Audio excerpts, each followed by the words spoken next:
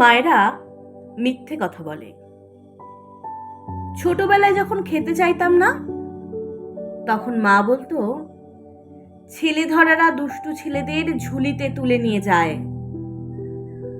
তারপর সবার খাওয়া শেষে মার জন্য রাখা শেষ মিষ্টিটার দিকে যখন তাকাতাম, মা ওটা আমাকে দিয়ে বলতো মায়ের জন্য নাকি আলাদা করে তুলে রাখা আছে।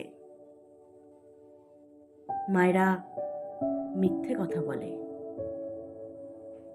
মনে আছে একবার পুজোর সময় মধ্যবিত্তদের বরাদ্দ বাজেটের চেয়ে দামি একটা জুতো পছন্দ হয়েছিল। মুখে বলিনি, কিন্তু মা ঠিক বুঝেছিল। বাবার হাতে জুতোটা দিয়ে বলেছিল নিজের জন্য নাকি কিছুই পছন্দ হয়নি। আমি কিন্তু বুঝেছিলাম মায়েরা সত্যি মিথ্যে কথা বলে।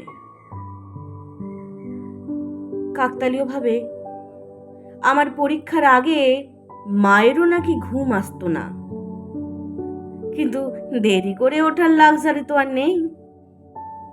তাই চোখের নিচের কালিকে মা বয়সের ছাপ বলতো। হয়তো মায়েরা সত্যি মিথ্যে কথা বলে। দিনের শেষে যখন অন্ধকার সিঁড়ির উপর দৌড়ে পেরোই, তখন মা বলতো ভয় নেই, অন্ধকার শেষে মা দাঁড়িয়ে আছে। মায়েরা শুধু অপেক্ষায় থাকে, মায়েরা ঘুমোয় না।